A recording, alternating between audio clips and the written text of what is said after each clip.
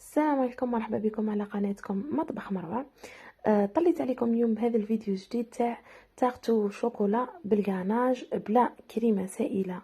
يجي القوام نتاعو ثقيل ومتماسك، والاهم انها بزاف بنينه، ماكمش راحين تندموا كي تجربوها.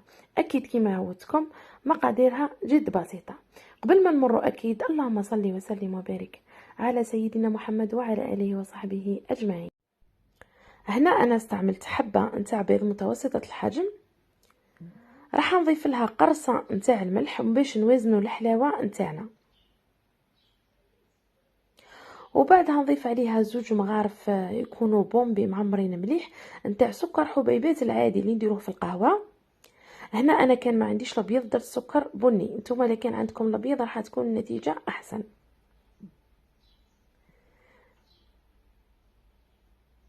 بهذا الشكل. وبالنسبه اللي يحبوا القوام نتاعها يجي كيما نتاع المحلات يجي يتفتت، يعني انا ما نفضلش تجي الحبه نتاع ترفديها في يدك تتفتت. ديروا لهنا سكر كلاس، عوضوه بدل السكر العادي. لكن اللي حبت القوام نتاعها تجي شاد روحها وتجي مقرمشه، دير السكر العادي تاع القهوه. هنا انا شاركت معاكم يعني الوصفه اللي نستعملها انا. نحب الحبه تاع لي تاخت هذيك تجي شاده روحها وترفد لنا هذاك الحشو. خلت انا حوالي يعني نص دقيقه ولا حتى ذاب معانا شويه هذاك السكر. غير يبدا يذوب راح نبدا نضيف الزبده تاعي. هنا بالنسبه للزبده راح تديو حوالي 120 غرام. لهنا العلبه تاعي فيها 250 غرام، يعني درت النص تاعها. ومن الاحسن تكون بدرجه حراره الغرفه باش تجينا سهله، يعني باش ندمجوها بهذا الشكل. تقدروا لهنا يعني تستعملوا الباتور، ولكن الفرشيطه راح تعطينا نتيجه يعني نورمال. راح نخلطوا هكذا حوالي دقيقه هكا. راح تكون تفتحت معنا هذيك الزبده كما راكم تشوفوا. راح نبداو مباشره نضيفوا في الفارينه تاعنا. هنا أنا الفارينه نتاعي راني كنت مغربلتها قبل ما نستعملها باش النتيجه تكون مليحه. راح نبدا نجمع يعني مباشره بهذا الشكل. نلمو برك، مانيش رايحين نعجنوا العجينه نتاعنا كما نعرفوا لاباط سابلي، ما نعجنوهاش. نلمو هكا باطراف الاصابع.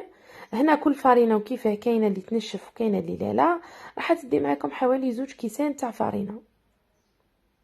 هذا راجع للحجم نتاع البيضه. راح نحاولوا نلمو هذيك العجينه حتى نتحصلوا على هذا القوام. هنا انا راح نضيف لها عطر الكراميل، يعني من الاحسن كنا نضيفوه من قبل ولكن نسيته. واللي ما عندهاش يعني اختياري، تقدر تستغنى عليه. بصح اللي عندها وتستعمله راح يعطيك لون والنكهه ولا اروع. نجمع برك هكا كيما راكم تشوفوا، وما تنشفوش العجينه نتاعكم باش من بعدها ما تجيش يابسه وتتكسر. بهذا الشكل. هذا هو القوام اللي راه مطلوب في هذه العجينه. راح نبداو مباشره نشكلوا فيها. تقدروا ديروها على شكل حبيبات صغار ولا حجم عائلي كما درت انا. يعني انا لاباط تاعي ديما ما نحبش نحلها بالحلال، نحب برك نسعفها باليد تاعي ونحلها بهذا الشكل. راح تكون يعني سهله في التشكيل، واللي حبت تستعين بالحلال ثاني تقدر دير يعني نورمال.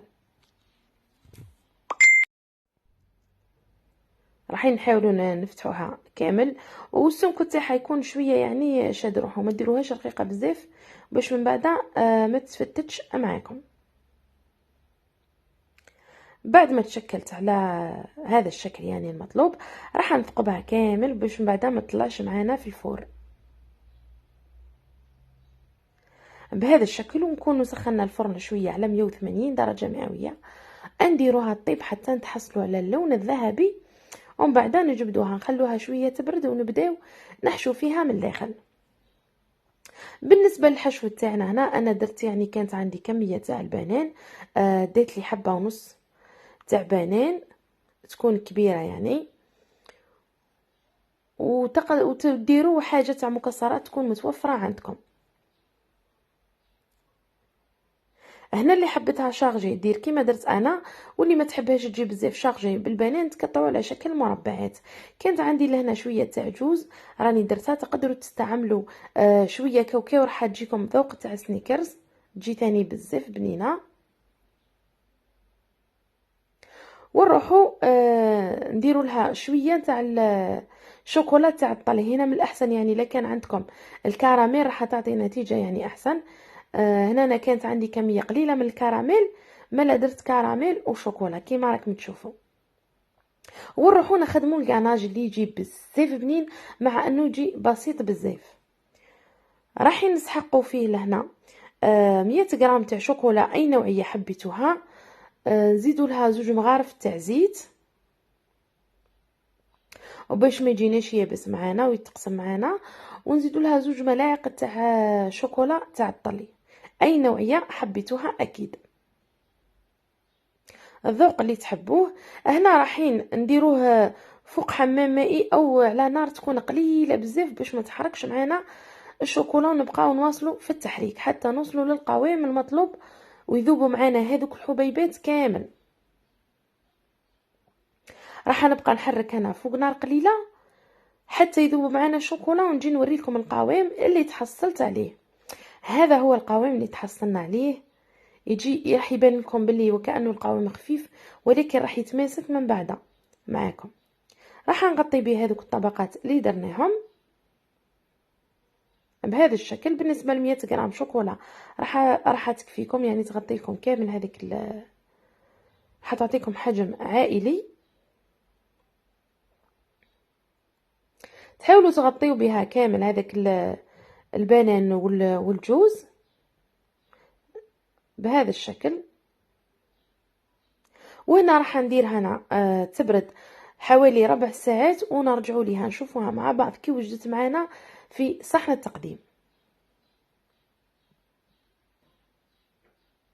هنا بعد ما وجدت معنا راكم تشوفوا هنا للامانه يعني خليتها انا غير 2 سوايع وكانت بردت يعني معنا وشدت روحها. راح نقسم معاكم ونشوفوا القوام كيفاه جا من الداخل. جربوها وما كنتش راح تندموا، يعني تجيب بزاف بنينه وراح توالفوها. تقدروا يعني ديروها في لي تاخت هذوك الصغار، تقدموها للضيوف ولا المناسبات، تقدروا تحطوها في السهرات تجي بزاف بنينه. يعني ترافقوها بالعصائر. نتمنى انها تكون عجبتكم الوصفه تاعنا لنهار اليوم، واللي جربتها تخلي لي التطبيق تاعها على الصفحه تاعي في الفيسبوك مطبخ مروه. وهنا ما بقى لي غير نقول لكم دمتم في رعاية